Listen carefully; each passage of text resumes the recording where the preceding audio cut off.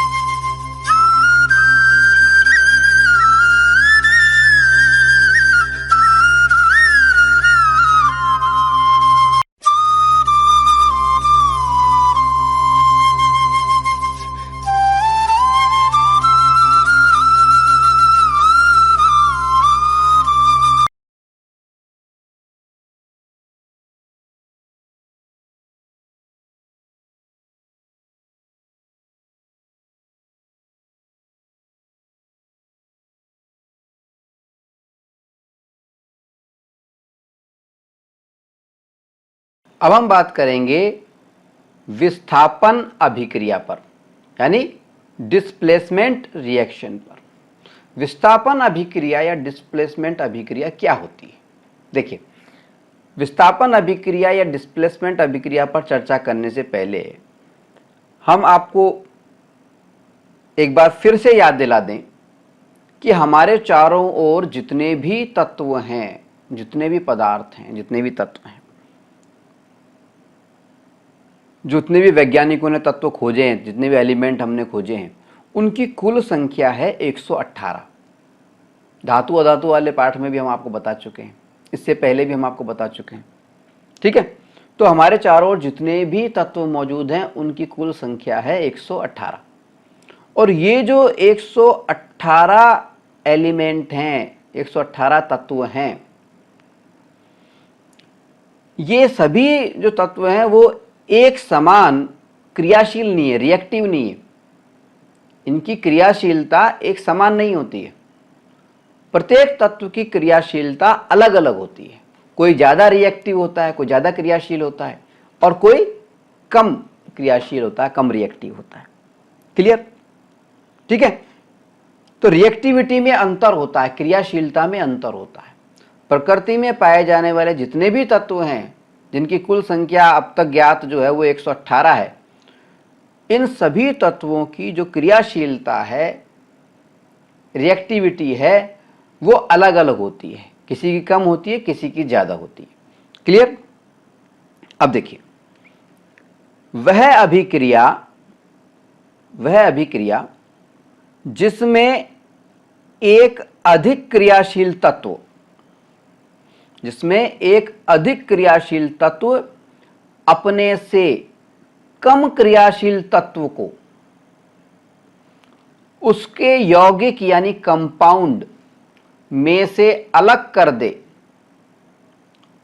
उसको हम कहते हैं विस्थापित कर दे या डिस्प्लेस कर दे, उसको हम कहते हैं विस्थापन अभिक्रिया। ठीक है, वह अभिक्रिया जिसमें एक अधिक क्रियाशील तत्व, अधिक रिएक्टिव तत्व अपने से कम क्रियाशील तत्व को, अपने से कम रिएक्टिव तत्व को उसके यौगिक में से, वो तत्व कहाँ है जो दूसरे यौगिक में है, कंपाउंड में है, अब उसके यौगिक में से अलग कर दे, विस्थापित कर दे, डिस्प्लेस कर दे, उसको हम कहते हैं विस्थापन अभिक्रिया। क्लियर, समझ में आएगा? उदाहरण के लिए हम एक प्रयोग करते हैं और प्रयोग के लिए हमें कुछ चीजों की आवश्यकता होगी। ये चीजें कौन कौन सी हैं? पहली चीज है लोहे की हमें 3 कील चाहिए, बिना जंग लगी हुई लोहे की 3 कील, आयरन नेल्स। ठीक है, दूसरी चीज हमें क्या चाहिए? दूसरी चीज हमें चाहिए सैंड पेपर, जिसको हम रेगमाल भी बोलते हैं। अब रेगमाल क्यों चाहिए हमें? ताकि जो लोहे की कीलें हैं अगर उन पर थोड़ी बहुत भी कहीं जंग लग रही हो तो उसको हम घिस करके उस जंग को हटा दें। ठीक है, इसके अलावा हमें क्या चाहिए? इसके अलावा हमें चाहिए 2 परख नली, 2 टेस्ट ट्यूब, कांच की बनी हुई 2 टेस्ट ट्यूब, 2 परख नली चाहिए। इन दोनों पर हमें ए और बी 2 स्टिकर लगाने हैं ताकि हम इनको आसानी से पहचान सकें। इसके अलावा हमें चाहिए कॉपर सल्फेट का विलयन, कॉपर सल्फेट सॉल्यूशन। ठीक है, कॉपर सल्फेट का सॉल्यूशन कैसा होता है? देखिए साफ दिख रहा है चित्र में, हमें नीले रंग का होता है, नीले रंग का होता है। ठीक है, अच्छा, कॉपर सल्फेट के सॉल्यूशन के बाद में हमें क्या चाहिए? हमें चाहिए एक धागा, ताकि हम कीलों को उससे बांध सके, बांध करके लटका सकें। एक चाहिए हमें स्टैंड, ताकि हम टेस्ट ट्यूब को उसमें कस सकें, परख नली को उसमें लगा सकें। और इसके अलावा हमें चाहिए एक परख नली रखने के लिए भी एक स्टैंड होना चाहिए हमारे पास में, ताकि परख नलियां टूटे नहीं, इधर उधर गिरे नहीं। ठीक है, अब देखिए हम प्रयोग में क्या करते हैं। देखिए जैसे ए और बी दोनों परख नलियां हैं हमारे पास में, अब हम क्या करते हैं, बारी बारी से इन दोनों परख नलियों के अंदर कॉपर सल्फेट का नीले रंग वाला सॉल्यूशन डालते हैं, विलयन डालते हैं। कितना कितना? 5 ml या 10 ml, 10-10 ml डाल लीजिए आप।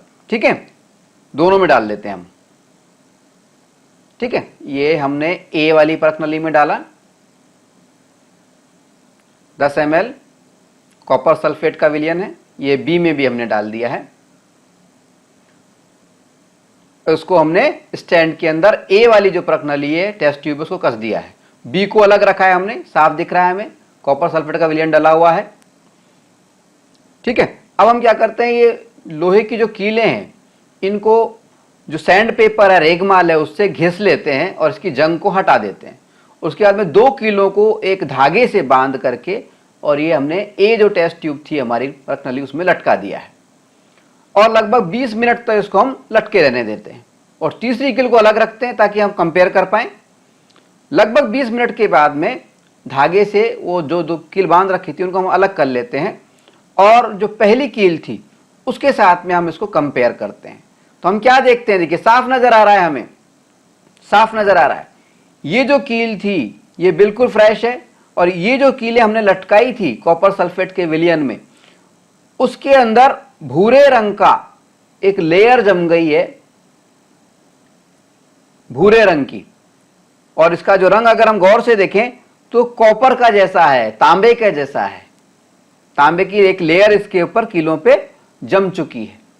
ठीक है, दिख रहा है साफ साफ हमें कि ये जो कीलें हमने लटकाई थी कॉपर सल्फेट के विलयन में, उसके अंदर भूरे रंग की ये जो परत है ये जम गई है। देखिए साफ जम गई है, दिखने नजर आ रहा है हमें। ठीक है, अब हम क्या करते हैं, टेस्ट ट्यूब से ये जो स्टैंड था उससे टेस्ट ट्यूब जो थी हमारी परख नली ए है उसको निकालते हैं और निकाल करके जो बी परख नली हमने रख रखी थी उसके पास ले जाकर कंपेयर करते हैं। दोनों के रंग को ध्यानपूर्वक देखते हैं हम। देखिए बी में जो लिक्विड भरा हुआ है कॉपर सल्फेट का, उसका रंग देखिए डार्क नीला है, गहरा है, थोड़ा सा नीला है। और ए में जिसमें कि हमने दो लोहे की जो कीलें थी, आयरन नेल्स थी, उनको लटका रखा था और जिन पर की भूरी परत आ गई थी, उस वाली परख नली के कलर को आप देखें, ये हल्का है और कुछ हरा हरा टाइप है। ठीक है, देखिए कंपेयर करेंगे तो साफ नजर आ जाएगा कि जो ए वाली जो परख नली है, ये वाली इसका कलर हरा हरा है, हल्का है। ये इसका नीला हो गया, इसका हरा हरा टाइप हो गया। ठीक है, अब ऐसा क्यों हुआ? ऐसा हुआ कॉपर सल्फेट के विलयन में से कॉपर के डिस्प्लेसमेंट के कारण, कॉपर के विस्थापन के कारण।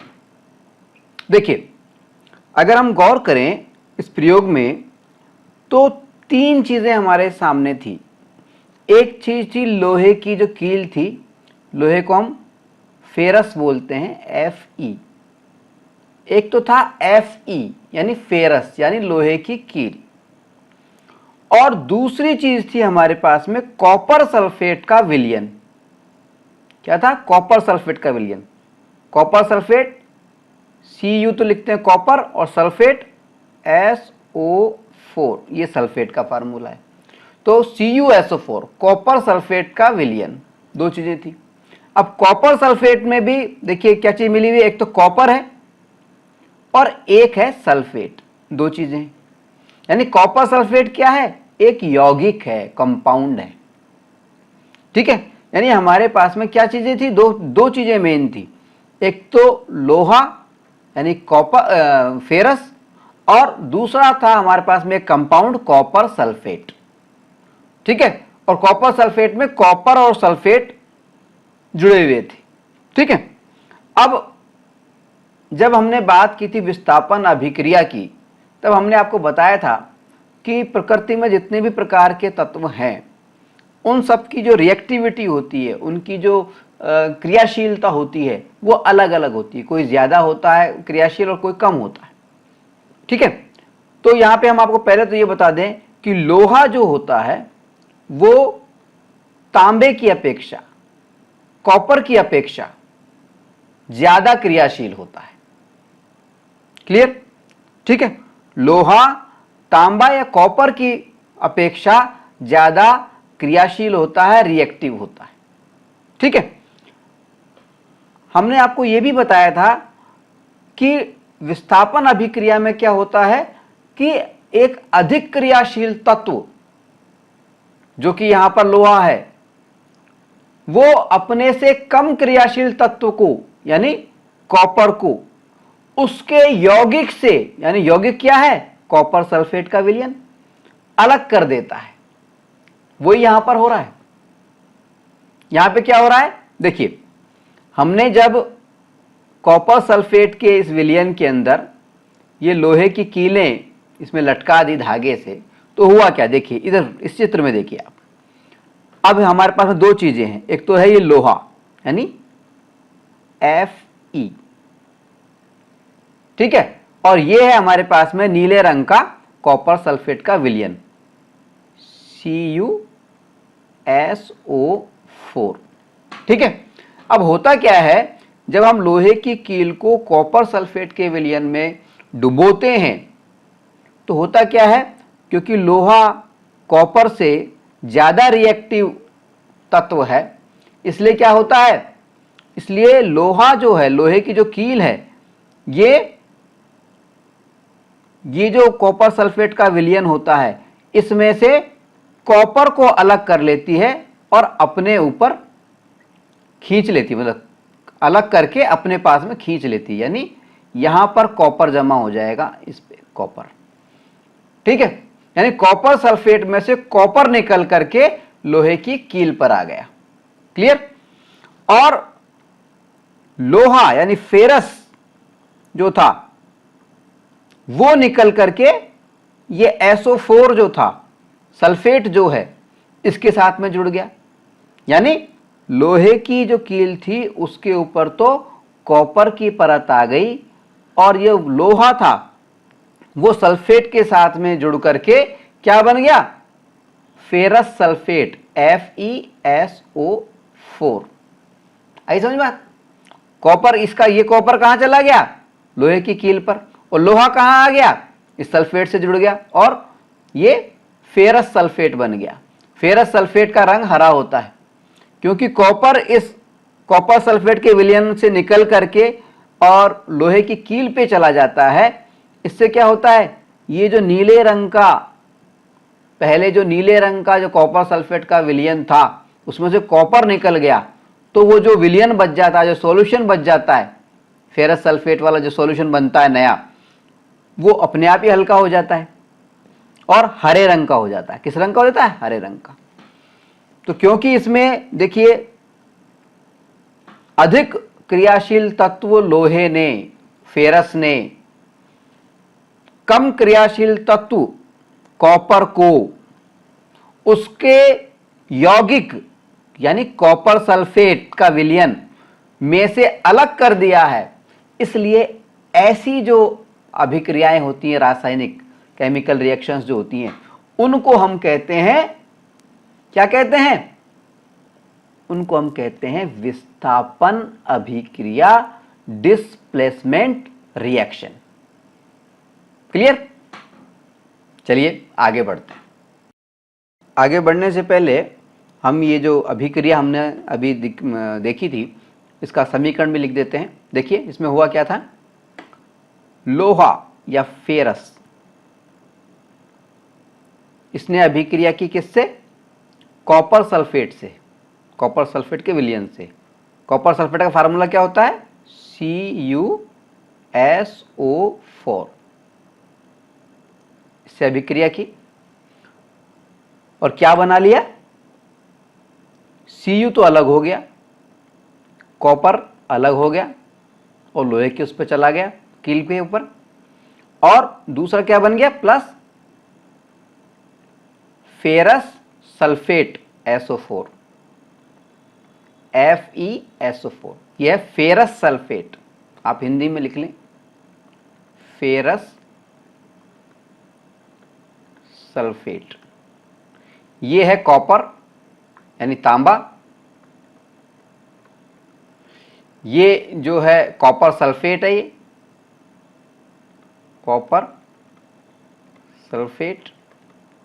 और ये है फेरस या आयरन या लोहा। ठीक है, फेरस कहते हैं। इसका निशान होता है, सिंबल होता है Fe, F बड़ा E छोटा। ठीक है, तो ये विस्थापन अभिक्रिया का एक समीकरण है, रासायनिक समीकरण है। इसको भी आप याद रखेंगे तो बेहतर होगा। चलिए आगे बढ़ते हैं। अब हम बात करेंगे उपचयन अभिक्रिया की, यानी ऑक्सीडेशन रिएक्शन की। उपचयन अभिक्रिया या ऑक्सीडेशन रिएक्शन क्या होती है? देखिए, वह अभिक्रिया, वो रिएक्शन जिसमें अभिकारकों के द्वारा, रिएक्टेंट्स के द्वारा, यानी अभिक्रिया में भाग लेने वाले पदार्थों के द्वारा, सब्सटेंस के द्वारा ऑक्सीजन की प्राप्ति होती है, ऑक्सीजन गेन किया जाता है, ऑक्सीजन का परमाणु गेन किया जाता है, ऑक्सीजन की प्राप्ति की जाती है, या फिर हाइड्रोजन का ह्रास होता है, हाइड्रोजन का लॉस होता है, यानी हाइड्रोजन का उत्सर्जन होता है, उस अभिक्रिया को हम कहते हैं उपचयन अभिक्रिया, या अंग्रेजी में कहते हैं ऑक्सीडेशन रिएक्शन। यानी ऑक्सीडेशन जो रिएक्शन है, उपचयन जो क्रिया है, अभिक्रिया है, रिएक्शन है, उसकी दो मुख्य पहचान है। कौन सी दो मुख्य पहचान है? पहली बात, ऑक्सीडेशन के अंदर, उपचयन के अंदर जो अभिकारक होते हैं, रिएक्टेंट्स होते हैं, अभिक्रिया में भाग लेने वाले जो पदार्थ होते हैं, वो या तो उनमें ऑक्सीजन की प्राप्ति होती है, यानी ऑक्सीजन का एटम जो है वो जुड़ जाता है, प्लस होता है, और या फिर हाइड्रोजन जो है, हाइड्रोजन का जो परमाणु है वो माइनस हो जाता है। ठीक है, उपचयन या ऑक्सीडेशन का मतलब क्या है, नाम दिख रहा है ऑक्सीडेशन, यानी ऑक्सीजन प्लस हो रही है। तो ऑक्सीजन अगर जुड़ रही हो तब भी हम उसको उपचयन कहेंगे, और ऑक्सीजन नहीं जुड़ रही हो बल्कि हाइड्रोजन निकल रही हो तब भी उसको हम ऑक्सीडेशन या उपचयन अभिक्रिया ही कहेंगे। ठीक है, तो कुल मिला के बात यह है कि वह अभिक्रिया जिसमें अभिकारकों के द्वारा, रिएक्टेंट्स के द्वारा, अभिक्रिया में भाग लेने वाले पदार्थों के द्वारा ऑक्सीजन की प्राप्ति की जाती है या हाइड्रोजन का ह्रास यानी उत्सर्जन किया जाता है, उपचयन अभिक्रिया कहलाती है, ऑक्सीडेशन रिएक्शन कहलाती है। क्लियर? अब देखिए, उपचयन अभिक्रिया को या ऑक्सीडेशन रिएक्शन को समझने के लिए हम दो महत्वपूर्ण प्रयोग करेंगे, दो महत्वपूर्ण एक्सपेरिमेंट करेंगे, दो महत्वपूर्ण एक्टिविटी करेंगे। पहले प्रयोग में हम बात करेंगे ऑक्सीजन के जुड़ने से, ऑक्सीजन के गेन होने से, ऑक्सीजन की प्राप्ति होने से उपचयन या ऑक्सीकरण पर या ऑक्सीडेशन पर।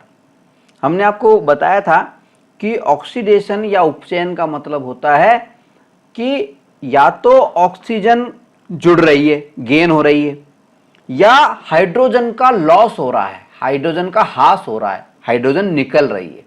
ठीक है, तो अभी पहले प्रयोग में हम जो बात कर रहे हैं वो बात कर रहे हैं ऑक्सीजन के जुड़ने से, यानी उस प्रयोग की बात कर रहे हैं जिसमें ऑक्सीजन जुड़ेगी।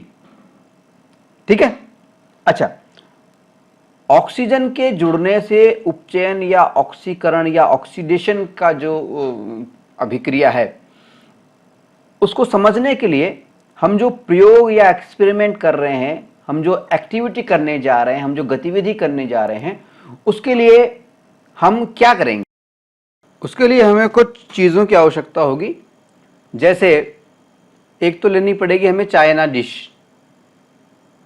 ठीक है, या चीनी मिट्टी की जो एक प्याली, ठीक है, और थोड़ा सा उसके अंदर हमें लेना पड़ेगा जो हमारा कॉपर है, तांबे का जो चूर्ण है, कॉपर का पाउडर जो है वो लेना पड़ेगा। ब्राउन कलर का होता है, सुनहरे रंग का होता है। ठीक है, इसके अलावा हमें ज़रूरत पड़ेगी एक बर्नर की, आग जलाने के लिए। इसके अलावा एक ज़रूरत पड़ेगी हमें एक स्टैंड की, और एक ज़रूरत पड़ेगी हमें ऊपर जो ये जाली है, वायर गाज बोलते हैं या जाली जिसको बोलते हैं, इसकी ज़रूरत पड़ेगी हमें। ठीक है, तो सबसे पहले इस प्रयोग में हम क्या करते हैं, चाइना डिश के अंदर और कॉपर का पाउडर लेते हैं, तांबे का चूर्ण लेते हैं। देखिए इस तरह से, ये कॉपर पाउडर हो गया, ये बर्नर हो गया, ये हमारा हो गया, ये वायर गैस हो गया। अब ये हमने इसके ऊपर रखा और इसको गर्म करने लगे। जैसे हम गर्म करते हैं, देखिए सुनहरा रंग काला हो जाता है, सुनहरा रंग काला हो जाता है, यानी कॉपर ने ऑक्सीजन से अभिक्रिया करके कॉपर ऑक्साइड बना लिया। इस प्रयोग में हमने क्या देखा, इस एक्सपेरिमेंट में हमने क्या देखा, इस एक्टिविटी में हमने क्या देखा? देखिए, हमने देखा कि जब हम चाइना डिश नाम की जो ये कटोरी है, इस कटोरी में थोड़ा सा कॉपर का पाउडर या चूर्ण डाल करके और उसको हम बर्नर की सहायता से गर्म करते हैं। ठीक है, तो हम देखते हैं कि जो कॉपर का जो पाउडर है जो कि सुनहरे रंग का होता है, वो कैसा हो जाता है, उसका रंग बदल करके काला हो जाता है, काला हो जाता है। अन्य शब्दों में हम यह भी कह सकते हैं कि कॉपर यानी तांबे पर काले रंग की परत चढ़ जाती है, एक लेयर चढ़ जाती है। तांबा वैसे तो सुनहरे रंग का होता है, लेकिन जैसे ही तांबे के पाउडर को हम गर्म करते हैं और वो गर्म करने के बाद में ऑक्सीजन से अभिक्रिया करता है, तो उसके तुरंत बाद में तांबे का जो सुनहरा रंग होता है वो काला हो जाता है, या तांबे के ऊपर काले रंग की एक परत आ जाती है। क्या आपको मालूम है कि ऐसा क्यों होता है? मालूम है? नहीं मालूम? नहीं मालूम, कोई बात नहीं, हम आपको इस प्रश्न का उत्तर देते हैं। देखिए, जब हम कॉपर पर यानी तांबे का जो पाउडर है उसको गर्म करते हैं, तो जो तांबा है, जो कॉपर है, वो गर्म होकर के वायुमंडल में मौजूद ऑक्सीजन यानी O2 के साथ में अभिक्रिया करता है, रिएक्शन करता है, और तांबे की और ऑक्सीजन की अभिक्रिया के परिणाम स्वरूप काले रंग का एक नया पदार्थ बनता है जिसका नाम होता है कॉपर ऑक्साइड। कॉपर ऑक्साइड, ठीक है। कॉपर ऑक्साइड, हमें मालूम है कि धातुएं ऑक्सीजन से अभिक्रिया करके संगत धातु का ऑक्साइड बनाते हैं। तो ये कॉपर एक धातु थी, इसने ऑक्सीजन से अभिक्रिया की तो कॉपर ऑक्साइड बना लिया। और ये जो कॉपर ऑक्साइड के कारण ही, ये जो कॉपर ऑक्साइड होता है, ये ही वो काली परत है। कॉपर ऑक्साइड ही वो है जो सुनहरे रंग वाले कॉपर के चूर्ण पर काले रंग की परत के रूप में जमा हो जाता है। कॉपर ऑक्साइड काले रंग का होता है और ये उसके ऊपर परत के रूप में जम जाता है। ठीक है, आई बात समझे? ठीक, चलिए आगे बढ़ते हैं। और आगे बढ़ करके ये जो अभिक्रिया हुई है, इस प्रयोग के अंदर जो भी घटनाक्रम हुआ है उसको हम एक समीकरण के माध्यम से किस तरह से प्रदर्शित करेंगे? देखिए, हमने कॉपर को यानी Cu को गर्म किया और गर्म करने पर Cu ने यानी कॉपर ने वायुमंडल की ऑक्सीजन यानी O2 के साथ में अभिक्रिया की, रिएक्शन की। रिएक्शन कैसे की? गर्म करने पर, गर्म करने पर, ठीक है। और क्या बना? Copper oxide, CuO, copper oxide, copper oxide. Copper ने, तांबे ने वायुमंडल की ऑक्सीजन यानी O2 के साथ में अभिक्रिया की गर्म करने पर, और क्या बनाया? कॉपर ऑक्साइड, CuO, ठीक है। यदि अब हम इस समीकरण को थोड़ा गौर से देखें तो हमें ज्ञात होगा कि इस अभिक्रिया में दो अभिकारक थे, दो रिएक्टेंट्स थे। लेफ्ट हैंड साइड में, तीर के इस साइड में, लेफ्ट हैंड साइड में जो लिखे हुए हैं वो अभिकारक होते हैं, रिएक्टेंट्स होते हैं, यानी अभिक्रिया में भाग लेने वाले तत्व। यानी इस समीकरण के अंदर, इस अब जो घटनाक्रम हुआ उसके अंदर दो अभिकारक थे, यानी अभिक्रिया में भाग लेने वाले दो तत्व थे। कौन कौन से? एक तो कॉपर और दूसरा ऑक्सीजन। क्लियर? अब देखो, अभिक्रिया के परिणाम स्वरूप जो उत्पाद बना वो, उसको गौर से देखिए आप, प्रोडक्ट जो बना। तो देखिए क्या हुआ इसके अंदर, ये जो कॉपर था ऑक्सीजन के साथ में जुड़ करके क्या बन गया? CuO, यानी ये जो कॉपर था अकेला अभिकारक कॉपर, इसके अंदर यहां पे क्या जुड़, ये रहा देखिए कॉपर, और इसमें क्या जुड़ गया? ऑक्सीजन। यानी नया जो उत्पाद बना उसमें ऑक्सीजन की प्राप्ति हुई है, ऑक्सीजन गेन हुआ है कि नहीं? और हमने क्या बताया था कि जब भी किसी अभिक्रिया के अंदर ऑक्सीजन की प्राप्ति होती है, ऑक्सीजन गेन होती है, तो उस अभिक्रिया क्या कहते हैं? उपचयन अभिक्रिया, ऑक्सीडेशन रिएक्शन। ठीक है, क्लियर? तो ये तो हमने आपको उदाहरण दिया कि जिसमें ऑक्सीजन के जुड़ने से यानी ऑक्सीजन गेन होने के कारण उपचयन की अभिक्रिया हो रही है, ऑक्सीडेशन की अभिक्रिया हो रही है। अब हम लेते हैं दूसरा उदाहरण जिसके अंदर ऑक्सीजन जुड़ेगी नहीं, ऑक्सीजन की प्राप्ति नहीं होगी, लेकिन फिर भी उसको ऑक्सीडेशन कहते हैं। क्यों? क्योंकि ऑक्सीडेशन की दूसरी शर्त यह होती है, उपचयन की दूसरी शर्त यह भी होती है कि हाइड्रोजन, अगर हाइड्रोजन का ह्रास हो रहा है, हाइड्रोजन का लॉस हो रहा है, हाइड्रोजन निकल रही है, तब उस अभिक्रिया को भी हम कहते हैं ऑक्सीडेशन या उपचयन। तो चलिए उदाहरण देखते हैं। उपचयन या ऑक्सीडेशन के दूसरे उदाहरण में हम देखेंगे कि हाइड्रोजन के निकलने से ऑक्सीकरण कैसे होता है, ऑक्सीडेशन कैसे होता है।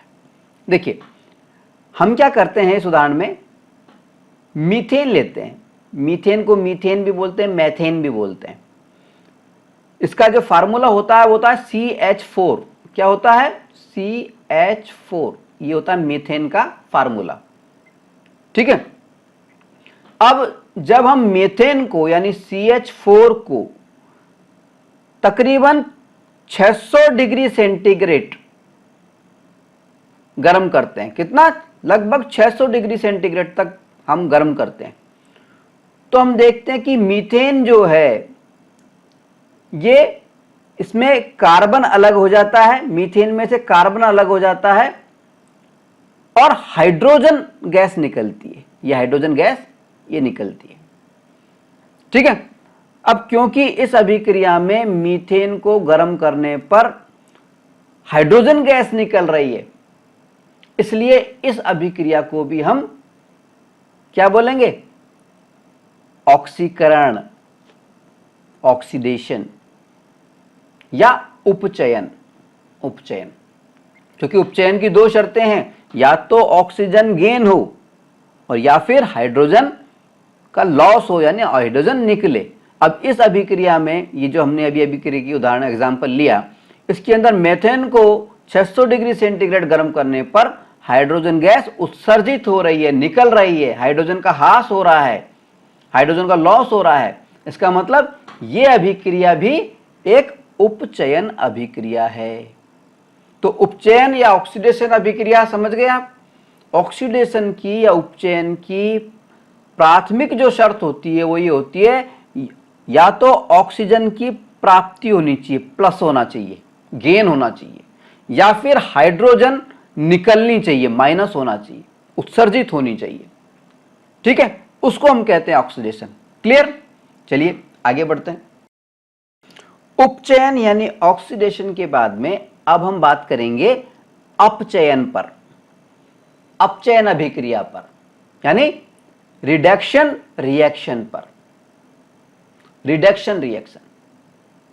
अब सबसे पहले तो हम आपको ये बता दें कि ये जो उपचयन अभिक्रिया है, रिडक्शन रिएक्शन जो है, ये ऑक्सीडेशन की यानी उपचयन की ठीक उल्टी होती है। समझे बात? अपचयन की जो ये अभिक्रिया है, रिडक्शन जो अभिक्रिया है, अपचयन या रिडक्शन जो अभिक्रिया है, ये उपचयन यानी ऑक्सीडेशन की जो अभिक्रिया थी, जो अभी अभी हमने चर्चा की थी, उसकी जस्ट उल्टी है, अपोजिट है। क्यों है?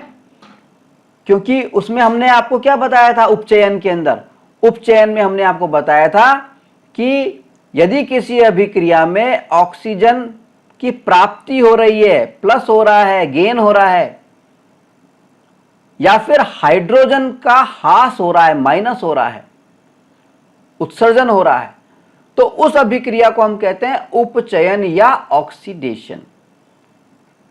लेकिन अपचयन में क्या होता है? जस्ट उल्टा होता है। वह अभिक्रिया जिसमें ऑक्सीजन का तो हो रहा हो लॉस, यानी ऑक्सीजन निकल रही हो, ठीक है, और हाइड्रोजन का हो रहा हो गेन यानी प्राप्ति, यानी प्लस, यानी हाइड्रोजन जुड़ रहा हो, तो इस अभिक्रिया को हम कहते हैं अपचयन अभिक्रिया, रिडक्शन रिएक्शन। ठीक है। तो यानी वह अभिक्रिया जिसमें अभिकारकों के द्वारा, रिएक्टेंट्स के द्वारा, अभिक्रिया में भाग लेने वाले जो पदार्थ हैं उनके द्वारा ऑक्सीजन का ह्रास हो रहा हो, कमी हो रही हो या उत्सर्जन हो रहा हो, तथा हाइड्रोजन परमाणु की प्राप्ति हो रही हो, उस अभिक्रिया को हम कहते हैं अपचयन अभिक्रिया। अपचयन अभिक्रिया या रिडक्शन रिएक्शन।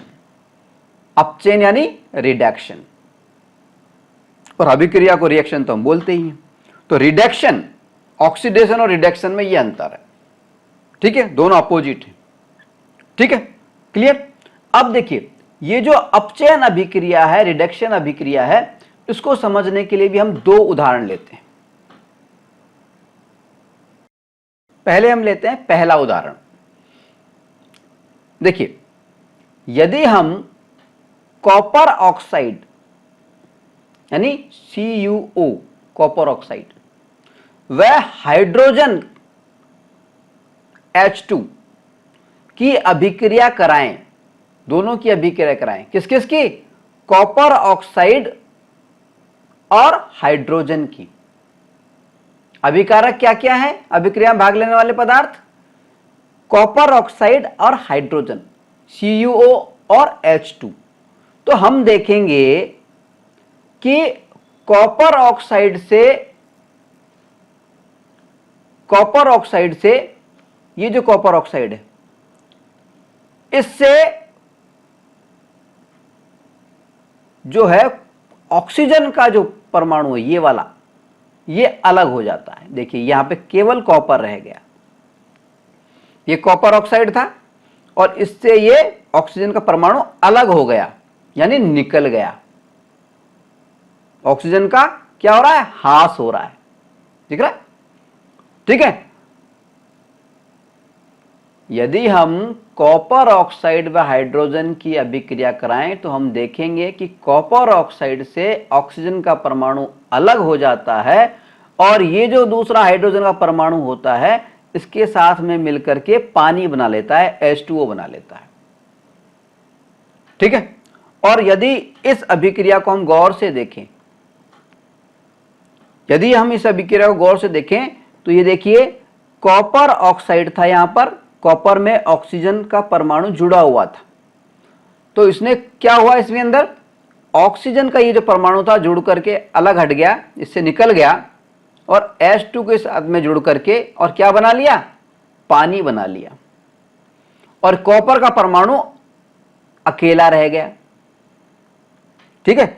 यानी कॉपर ऑक्साइड में से कॉपर अलग हो गया और ऑक्सीजन निकल गई, क्लियर। और जब भी ऑक्सीजन निकलती है, ऑक्सीजन माइनस हो रही है, O2 माइनस हो रही है, इसका मतलब ये क्या है? अपचयन अभिक्रिया है, रिडक्शन अभिक्रिया है। ऑक्सीजन जुड़ती है तो क्या होती है? ऑक्सीडेशन, उपचयन। लेकिन ऑक्सीजन निकल रही है, इसलिए इसको हम क्या बोलेंगे? अपचयन या रिडक्शन अभिक्रिया, ठीक है। ये तो बात हो गई हमारे पहले उदाहरण की। अब हम बात करते हैं दूसरे उदाहरण। दूसरे उदाहरण के तौर पे यदि हम क्लोरीन को लिखते हैं Cl2, यदि हम क्लोरीन की और हाइड्रोजन की, H2 की अभिक्रिया कराएं तो हम देखेंगे कि क्लोरीन का जो परमाणु है हाइड्रोजन के परमाणु के साथ में जुड़ करके और हाइड्रोक्लोरिक अम्ल बना लेता है, HCl बना लेता है, ठीक है। यदि हम क्लोरीन की हाइड्रोजन के साथ में अभिक्रिया कराएं तो हम देखेंगे कि क्लोरीन का परमाणु हाइड्रोजन के परमाणु के साथ में जुड़ करके और हाइड्रोक्लोरिक अम्ल बना लेता है, ठीक है। अब अगर इस अभिक्रिया को हम गौर से देखें तो इसमें क्या हो रहा है? देखिए, ये क्लोरीन का परमाणु था, ये हाइड्रोजन का परमाणु था, अलग अलग थे ये, लेकिन क्लोरीन का परमाणु हाइड्रोजन के परमाणु से जुड़ गया और क्लोरीन के साथ में क्या हो गया? हाइड्रोजन जुड़ गया, यानी हाइड्रोजन की प्राप्ति हो गई और हाइड्रोक्लोरिक अम्ल बन गया। क्योंकि इस अभिक्रिया के अंदर हाइड्रोजन की प्राप्ति हो रही है इसलिए ये अभिक्रिया भी कौन सी हो गई? अपचयन अभिक्रिया, रिडक्शन अभिक्रिया। ठीक है, तो कुल मिला के बात इतनी सी याद रखने वाली है कि यदि हम बात कर रहे हैं उपचयन की, उपचयन यानी ऑक्सीडेशन या ऑक्सीकरण, तो उसमें क्या होता है? अभिक्रिया में ऑक्सीजन की तो होती है प्राप्ति, प्राप्ति या गेन होती है, ठीक है, और हाइड्रोजन निकलती है, उसका हास होता है, हाइड्रोजन का हास होता है, लॉस होता है, हाइड्रोजन निकलती है। लेकिन अगर हम बात करते हैं अपचयन की, अपचयन की यानी रिडक्शन की, तो रिडक्शन में क्या होता है? उपचयन का, ऑक्सीडेशन का जस्ट उल्टा होता है। इसमें ऑक्सीजन का तो हास होता है, यानी ऑक्सीजन तो निकलती है और हाइड्रोजन की प्राप्ति होती है, हाइड्रोजन का गेन होता है। ठीक है, तो पहचानते समय हमेशा याद रखना पड़ेगा, ध्यान देना पड़ेगा समीकरण पे कि ऑक्सीजन जुड़ रहा है या ऑक्सीजन निकल रहा है, हाइड्रोजन जुड़ रहा है या हाइड्रोजन निकल रहा है। क्लियर? तो ये तो बात हो गई हमारी उपचयन और अपचयन प्रक्रिया की, अभिक्रिया की, यानी ऑक्सीडेशन और रिडक्शन रिएक्शन की। चलिए अब चर्चा को आगे बढ़ाते हैं। अब हम बात करेंगे उपचयन अपचयन या उपापचय अभिक्रिया, या जिसको हम आमतौर पर रिडॉक्स रिएक्शन के नाम जानते हैं, रिडॉक्स अभिक्रिया के नाम जानते हैं। तो रिडॉक्स अभिक्रिया क्या होती है, उपापचय अभिक्रिया क्या होती है, या उपचयन अपचयन अभिक्रिया क्या होती है? देखिए, उपचयन की अलग से बात कर चुके हैं, अपचयन की अलग से बात कर चुके हैं। अब यहां पे मिक्स बात हो रही है, रिडॉक्स रिएक्शन, उपचयन अपचयन, यानी उपचयन भी है इसमें और अपचयन भी शामिल है, जिसको शॉर्ट में हम उपापचय भी कह देते हैं। तो उपचयन अपचयन या रिडॉक्स जो रिएक्शन है वो क्या होती है? वह अभिक्रिया जिसमें भाग लेने वाले अभिकारकों में से, रिएक्टेंट्स में से एक अभिकारक में तो उपचयन यानी ऑक्सीडेशन होता हो, उपचयन अभिक्रिया होती है, और दूसरे अभिकारक में अपचयन यानी रिडक्शन अभिक्रिया होती है, उसको हम कहते हैं रिडॉक्स अभिक्रिया। क्योंकि इसमें, इस अभिक्रिया में दोनों चीजें होती हैं, उपचयन भी हो रहा है और अपचयन भी हो रहा है, ऑक्सीडेशन भी हो रहा है और रिडक्शन भी हो रहा है। ठीक है, तो वह अभिक्रिया जिसमें भाग लेने वाले अभिकारकों में से एक अभिकारक में उपचयन यानी ऑक्सीडेशन अभिक्रिया होती है तथा दूसरे अभिकारक में अपचयन यानी रिडक्शन अभिक्रिया होती है, उसको हम कहते हैं उपचयन अपचयन या रिडॉक्स अभिक्रिया या उपापचय अभिक्रिया। ठीक है, अब देखिए यहां पर हम आपको बताना चाहेंगे कि उपचयन यानी ऑक्सीडेशन व अपचयन यानी रिडक्शन दोनों अभिक्रियाएं लगभग हमेशा एक साथ साथ होती हैं, साथ साथ होती हैं। जब एक पदार्थ, जब किसी भी रासायनिक अभिक्रिया में एक पदार्थ ऑक्सीकृत होता है, उपचयित होता है, उसका ऑक्सीडेशन होता है, तो दूसरा पदार्थ अपचयित होता है, उसका रिडक्शन होता है, अपचयन होता है। उदाहरण के लिए यह समीकरण हम लेते हैं, देखिए, कॉपर ऑक्साइड, यदि हम कॉपर ऑक्साइड यानी CuO की अभिक्रिया कराएं हाइड्रोजन के साथ, तो अभिक्रिया के परिणाम स्वरूप क्या होता है? कॉपर अलग हो जाता है और हाइड्रोजन ऑक्सीजन के साथ में मिलकर के पानी बना लेती है, H2O बना लेती है। ठीक है, यानी CuO प्लस H2 ये दोनों अभिक्रिया करते हैं तो कॉपर प्लस पानी बनता है। क्लियर? अब यहां पे देखिए, इस समीकरण को गौर से देखिए, आप इस समीकरण को आप गौर से देखिए, देखिए इसमें क्या हो रहा है। ये था कॉपर ऑक्साइड और ये था हाइड्रोजन, ये दो अलग अलग रिएक्टेंट थे, दो अभिकारक थे, ठीक है, और ये दो उत्पाद बने हैं, दो प्रोडक्ट बने हैं अभिक्रिया के परिणाम स्वरूप, कॉपर और पानी। लेकिन हो क्या रहा है यहां पर, देखिए पहला जो उत्पाद है कॉपर ऑक्साइड CuO, इसको आप देखिए कॉपर के अंदर ऑक्सीजन जुड़ा हुआ है, लेकिन अगर इसी को हम गौर से देखें आगे आकर के यहां पे, तो देखिए कॉपर में से ऑक्सीजन निकल गया है, गायब हो गया है, ठीक है। इसका मतलब ऑक्सीजन का लॉस हो रहा है, ऑक्सीजन निकल रहा है। इसका मतलब ये क्या हुआ, ऑक्सीजन जब निकलती है तो उसको क्या बोलते हैं हम, ऑक्सीजन निकल रही है, इसका मतलब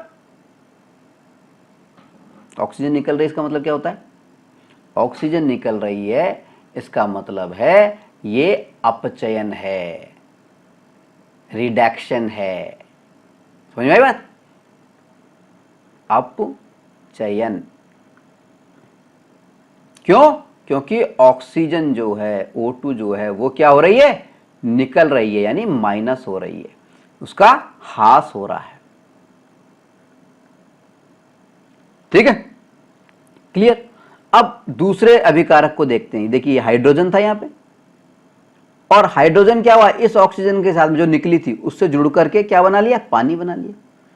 तो इस अभिकारक को देखो और इस उत्पाद को देखो, दोनों कंपेयर करते हैं।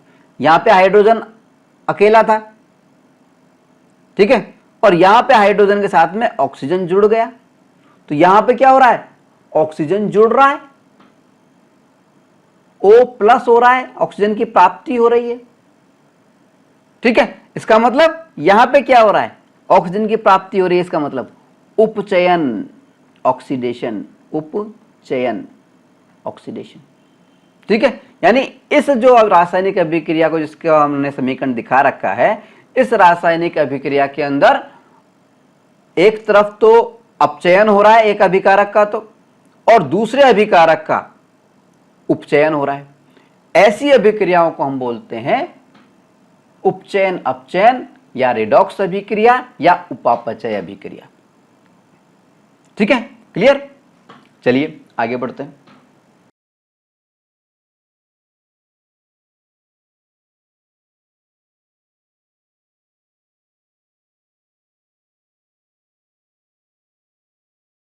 जनगण मन अधिनायक जय हे भारत भाग्य विधाता। पंजाब सिंध गुजरात मराठा द्राविड उत्कल गंगा। विंध्य हिमाचल यमुना गंगा उच्चल जलधि तरंगा। तव शुभ नामे जागे तव शुभ आशीष मागे। गाहे तव जय गाथा जन गण मंगलदायक जय हे भारत भाग्य विधाता।